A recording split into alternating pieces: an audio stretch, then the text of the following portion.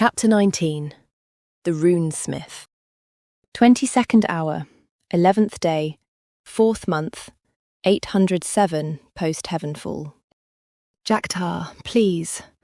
By Lutia's grace, it's time to sleep, Muji said exhaustedly as she rubbed both her eyes to counter the headache setting in.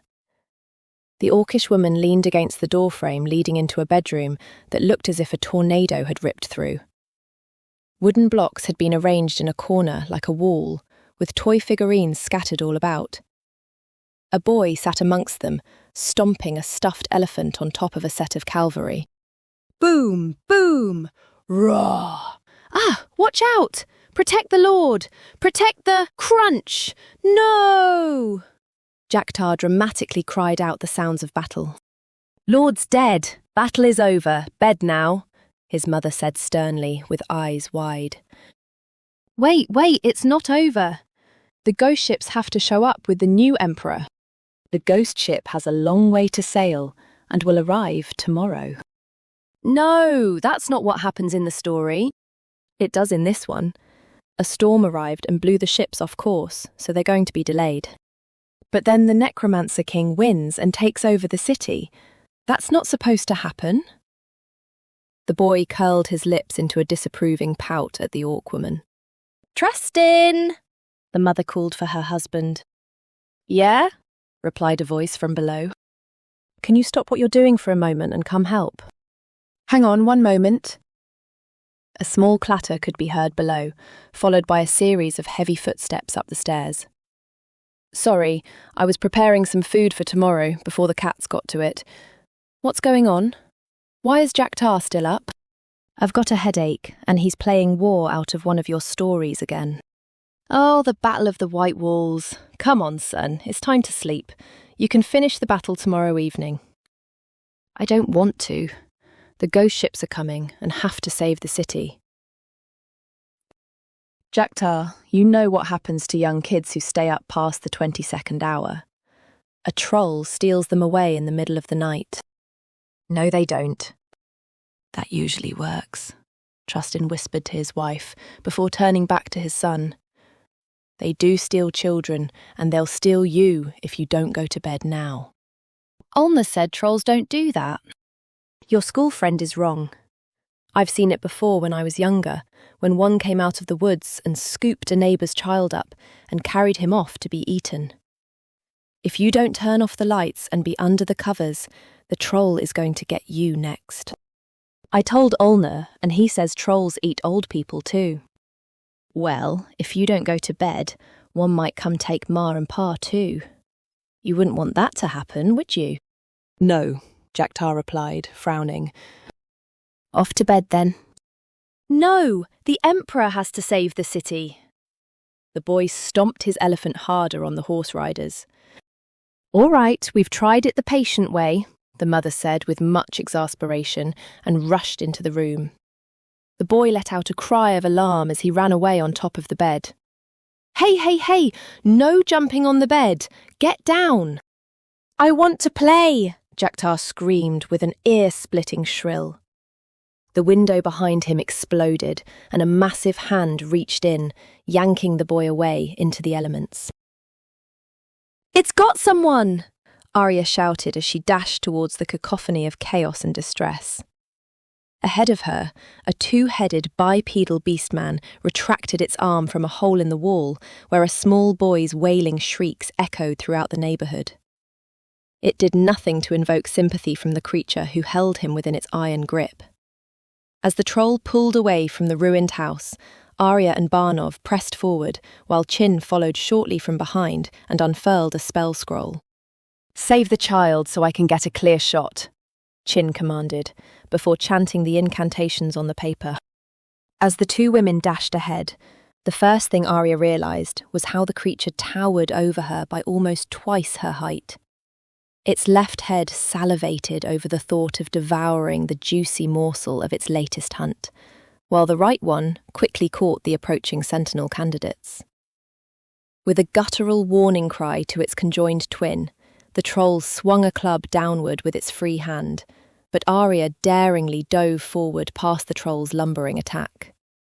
Barnov took advantage of her colleague's distraction and embedded her axe deep into the creature's side. Hot blood spewed from the weapon's bite and emitted a sewage-like odour that caused Barnov to retch. Ariya reached for the boy's hand and attempted to pull him away, yet was unable to wrest him free. Barnov yanked her axe from her foe's hide to prepare for another swing. Yet she hesitated for a moment, in confusion, as she witnessed the wound she inflicted stymied and stitched itself back together. The troll suddenly swung its club sideways at the barbarian, who swiftly jumped away, but the foot landed awkwardly and she stumbled. Sensing an opportunity to pulverize the warrior, one of the troll's heads leered with malicious glee as it readied its weapon. Meanwhile, its other head had an unexpected expression of twisted horror, as a horizontal pillar of flame slammed into its face and ripped the skull clean off the shoulder. A second blast of arcane fire instantly followed and crashed into the troll's chest to ignite the area of impact. Seizing the moment, Barnov used the opportunity to stand back up and use the momentum of her body weight to deliver a cutting blow to one of the creature's hands. The club tumbled to its feet, and a bloody stump now took the place of the fist that once grasped it. The troll's hold on the child loosened, and Ariya was finally able to pull him free. "I got you," the elf said to the boy as she clutched him tightly. "Yakta!" the mother cried out as she and her husband approached the scene. "Stay back, stay back!" Ariya commanded. The parents ignored her and strided forward toward the boy. "No, stay here! Take him away to safety!" She thrusted the child over to the parents and noticed the boy's face was a snotty mess of tears. "Jaktar, it's all right." The couple embraced him and thanked Ariya before quickly taking him away. Cracks of fear gave way to a shattering of any sense of superiority the beastman once had. It shifted to baseline instincts of survival and bounded away from the candidates towards the docks, hoping to both escape into the dark waters below and smother the inferno coursing through its fur. The party pursued yet struggled to keep pace, despite the troll's grievous injuries. Sensing futility in giving further chase, Chin halted in their tracks and aimed their spear at the back of the creature. They recited the same incantations for the spell used earlier and sent 3 more blazing lances past the 2 teammates in front of them. Only one struck the troll in the lower back, igniting more of its hide and staggering its balance. Nevertheless, the troll continued on. "It's getting away!" Barnov cried in frustration as the troll neared the edge of the dock. Suddenly, a spinning object flew from behind a building and impaled into the beastman's remaining head. The creature spun from the impact and collapsed onto the ground with a reverberating thud. As Ariya and Barnov breathlessly neared the fallen troll, they saw a familiar war pick embedded into the bloody crater where its face once was. "Sloppy." Sentinel Dodak shook his head as he nonchalantly walked up to the body. In an effortless pull, he pried his warpick from the skull with a sickening crunch. "You all almost wasted a day's worth of investigations by letting it nearly escape. Your attacks are clumsy, and a greater foe would have killed you without lifting a finger." "With all due respect, it looked close to dead to me," Barnov quipped. "That troll was bleeding out and lost one of its heads. Even if it jumped in the water, there's no chance it would have survived long." "This is how I know you haven't been reading bestiaries or paying attention in your courses," Dodak snapped with audible ire. "Do you think whatever you fight is all the same, and all you have to do is swing your axe as strong as you can? Trolls can regenerate." The sentinel pointed to the severed hand, which spasmed and contorted on the ground. Even more disturbing was how strands of bone and muscles gradually materialized and grew from the stump. The process would take time before an entire arm would form, but Chin gave it no chance and ignited the hand with a spell. Only Chin had the right idea to use fire. You raise their sensitive body temperature to denature the healing proteins. You're training to be sentinels, not street thugs. Use your head, Dodak berated. Here, come here and burn the body too. Yes, Sentinel, the druid obliged. As jets of fire from Chin's palm seared the troll, Dodak pulled out a cigar and lit it with the same flames.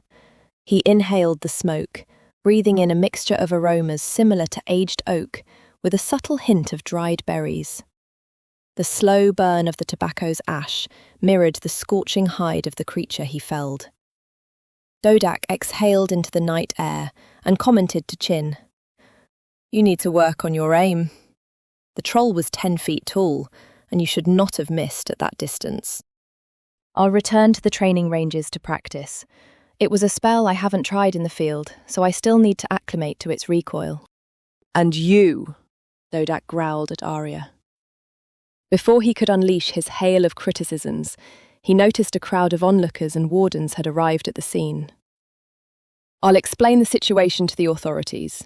You're all dismissed, he grumbled.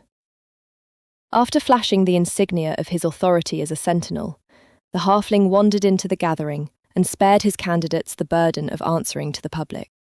Once out of earshot, Barnov gave Ariya an incredulous look. What is his problem? The elf shrugged in response. He wants us at our best to make as few mistakes as possible. Does he always have to act like he's got a log up his arse? I've never heard him give anyone positive feedback, and it's like he hates teaching. Why do this job if you act like you don't want to? The comment reminded Ariya of the death of Valeria's own mentor, and how the person responsible may have been reluctantly assigned to the Academy as punishment. Could Dodak be the one? Excuse me, an elderly man's voice called out.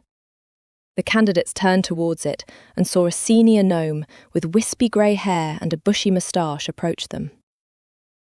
My family and I saw what you all did and wanted to thank you for protecting our neighbourhood.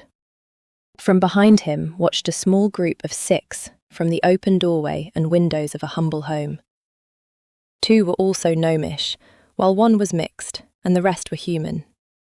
All of them were lightly armed and ready to defend their street, with a couple even donning on armour. It's no problem at all. Barnov shifted from her dour demeanour and smiled at the senior with gratitude.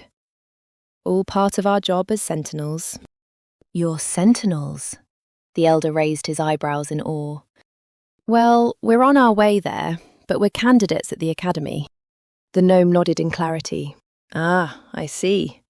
My name is Aston Silvercheck, and I overheard your, I assume, mentor, being critical of your handling of the troll, and wanted to offer something that may help. I'm a rune crafter, along with everyone in the family. No kidding, Barnov excitedly exclaimed. You folks can add runes to my axe? Axes, armour, accessories, you name it. I wanted to invite you to my shop and fix you up with a discount. It's in the middle tier of Santo district, just to the southeast on Garrow Avenue.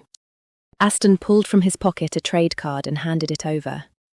On it read, Silvercheck's Defence Improvements. You can come as soon as tomorrow if you like. I had an appointment cancelled, so you're more than welcome to take their slot. From the outside, Aston's shop was eye-catching, with stained glass windows and glowing spell crystals fixed to the frame of the entryway surrounding the door. Inside was the small, simple foyer with little furnishings, save for a tall glass statue in the centre of the chamber. The statue was crafted in the form of a slender woman posing gracefully with one hand outstretched and holding a coin above her head. Upon closer inspection, the statue was encased in a network of clockwork, cogs, and spell gems. Welcome, the statue spoke without moving its lips, its tone flat and cold as ice. State your name and appointment time. Ariya Malanti and Barnov Kiltshire, the elf replied. We have an appointment at the 30th minute of the 15th hour today. The 2 candidates sensed the gears and mechanisms whir and click from within the statue, before suddenly halting in silence. The lingering stillness of the room fed into Barnov's anticipation of danger, as her stance slightly lowered to spring away from danger. "Good morning," Aston's voice reverberated through the statue. "My grandson is on his way down. Please wait a moment." Scarcely less than a minute later, the iron double door behind the sculpture clicked and swung open, revealing a young human boy standing at the threshold. His expression appeared tired at first, but immediately brightened when he was beholden to the two women in front of him. He stood motionless and gazed at them with his mouth agape for a short while. "Hello, good morning," he stammered, trying to present himself as a professional. "My name is Hans Silvercheck, working in service to my grandfather, Aston Silvercheck. This way, please, your ladyships."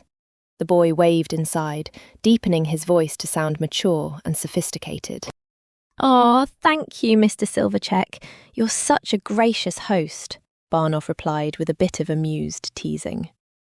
The both of them followed Hans into the interior of the shop with silent snickers over the boy's adorable demeanour. When they crossed the entryway, they found themselves in a significantly larger room that resembled a training chamber more than a typical shop. Practice dummies and pels were positioned in the more open spaces, while targets for ranged practice were set up along the walls. However, most of the space was taken up by small obstacle courses of various nature, designed for testing dexterous balance and athleticism. A smaller section toward the rear was partitioned by glass display counters and shelving that held hundreds of small boxes along the wall. From a doorway behind one of the counters, Aston entered and stood on a platform to be level with his guests. "Hello there. Welcome. Thank you for agreeing to visit on such short notice," he greeted cheerfully, before pointing to his grandson. "I see you met Hans. He's volunteered to cover for his mother who's ill today." Hans waved and smiled shyly from halfway across the room. "Sorry we're a little late," Ariya bowed respectfully. "We weren't expecting the tram station to be so crowded today." "Not to worry at all. It's why I tend to set a wide window for appointments just in case. So what kind of runes are you most curious about? I've got all sorts, from those that send out a shockwave when you smash something, to those that keep your blade on fire." "I'm not sure. They all sound incredible. Now, I've never actually shopped for runes, so how much do they go for?" Barnov wondered. "Well, there's a wide range of prices depending on its utility and craftsmanship. At the top end of the spectrum, you've got some that cost tens of thousands of gold pieces, while the more humble ones are a few dozen. Easiest thing to do is narrow it down by price. I don't know about Ariya, but let's keep it within a budget of less than 100 gold. 100 gold sounds more than reasonable, and there's still a wide selection of options to choose from. Follow-up question would be, if you're looking to enhance your offensive or defensive capabilities. Offensive. My grandma used to say, offence is always the best defence. Aston slid open the door to the glass counter and retrieved one of the coins on display. He set it gently on top and ushered the two candidates to lean closer and inspect the token. Ariya saw it had a circumference of draconic patterns and a sigil featured predominantly in the centre. "Returning," she translated the central symbol out loud. "Ah, a student of the arcane as well?" the runesmith asked. "Not a good one," she said, smiling. "You're better than me. I can't even read them," Barnov commented. "The good news is, you won't have to," Aston said as he retrieved a dagger from his belt. "How familiar are you with the concept of runes?" "I've seen them used in Edenvalia," Ariya answered. "They use the conduit of arc supplied by the user to enhance an object with unique properties." "Right you are," Aston responded. "The art of rune crafting has been in use for many generations, since it was gifted from the dragons of Lutia to aid in defending against their former kin. Ancient variations used to be carved directly onto the item, but then moved onto stone tiles, and then evolved into basically what you see today with coins." Aston grabbed the coin and twisted it into a groove at the bottom of the dagger's pommel. Many weapons manufacturers incorporate standardized slots for runic coins. I see your axe head has one in the middle. He pointed to Barnov's weapon on her back. I did wonder what that circle was for, she mused, while unsheathing it to take a look. If you add these coins, you can do things like this. Aston threw the dagger at the nearest training dummy and sank the blade into its heart. A couple seconds later, the weapon reversed its exact course and landed back in Aston's hand. That's amazing, Barnov gasped. And you say you don't need proficiency in spellcasting? Generally, no. Although, some runes are more powerful and more complex to design and control, so they require greater bursts of arc to manifest.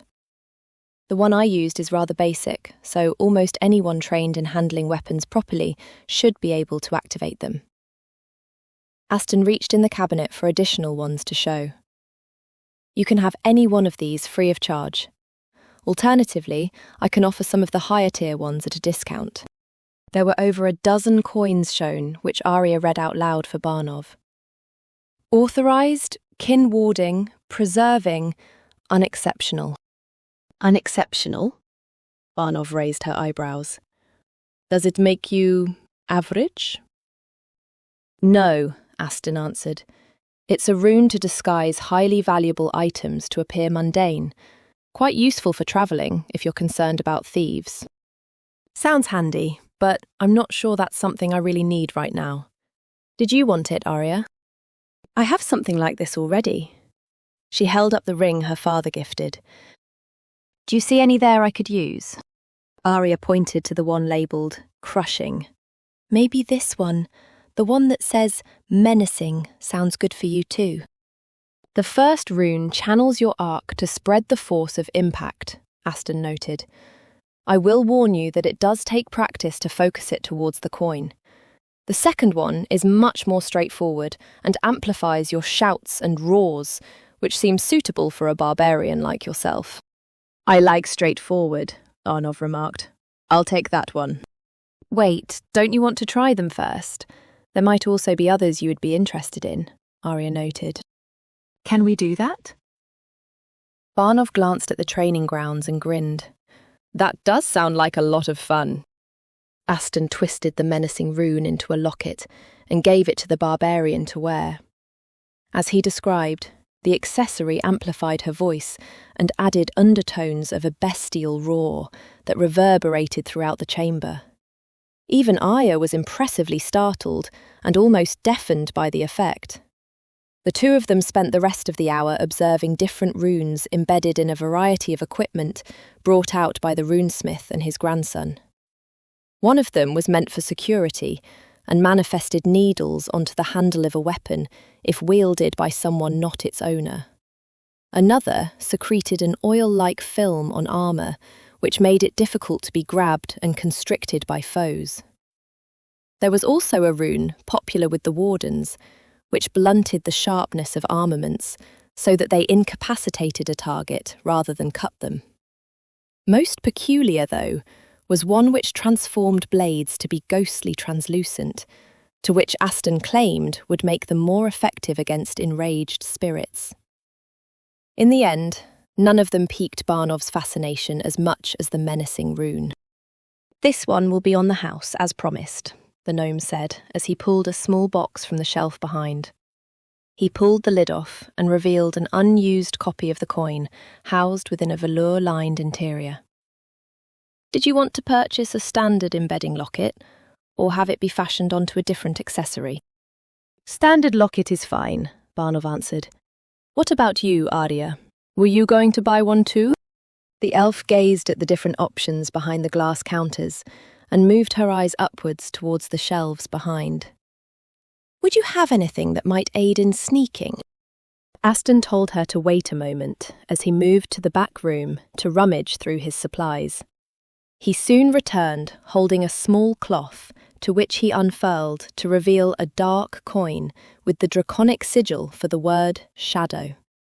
This one I just created a couple days ago. The gnome pulled a metallic armour plate and slotted it into an indentation found on the inside. Immediately, a thin, hazy veil wrapped around the piece, and both dulled its reflective properties and pulled in some of the surrounding colours to create an illusionary camouflage, fading into the outline of the object. This piece took some considerable time, so I can't give this one away for free. But I can give you a discount. How does 50 gold pieces sound? That sounds good to me, Ariya replied. Could you check if my armour is designed to be compatible with runes? Of course, I can hold on to this for you until you return. No need. Ariya stepped back and removed a ring from her hand. Almost immediately, the bright and colourful silk robe she wore transformed into a darker set of tunic and breeches, with an intricately patterned breastplate of leather armour covering her torso. Barnov gasped in surprise. You've been in your combat gear this whole time. I thought I'd give the Ring of Discretion a try. Ariya grinned triumphantly. With her colleague's help, she doffed the armour and set it on the counter for Aston to study. Eden Valian and Elven made, very beautiful. Also very old, but impeccably maintained, he said as he ran his finger over the ridges and woven straps before flipping the piece to view from different angles. The gnome spent about a minute combing through the armour before pointing to the indentation found on the inside of the back. Well, I found it, but what is humorous is the fact this is for the old stone runes from centuries ago, rather than the modern variant. You can tell by the simple fact that it's square in shape. I was worried it might be outdated. Ariya pursed her lips in disappointment. My dad handed it down to me from his previous adventures. You're lucky you both are the same size and could fit into each other's armour, Barnov quipped. Actually, we had to get this adjusted up because I grew up to be taller than him. Don't point it out if you ever meet him. He can be a bit insecure about his height. Upgrading it to be able to take today's runes should be no problem, Aston noted. I can add a slot in and leave the old one in case you come across any stone versions. I can also add additional slots so that you can take advantage of multiple enhancements if you wish. I'll add one slot and the rune for today, and consider more in the future, Ariya replied. Was there anything else you wanted, Barnov? Nope, just the free rune and a locket to put it in, she answered. The locket will just be a single gold piece, Aston said as he retrieved a silver one. As for the shadow rune and the armour modification, it'll be a total of 55 gold pieces. Here you go. Barnov produced one from a pouch and handed it to the shopkeeper. 55 gold? One moment. Ariya pressed her thumb on the spell gem embedded on her own coin purse and sent a mental pulse of the required payment amount. She felt the familiar chill of the gem confirming her identity and waited for the coins to be instantly teleported from her bank to the bag.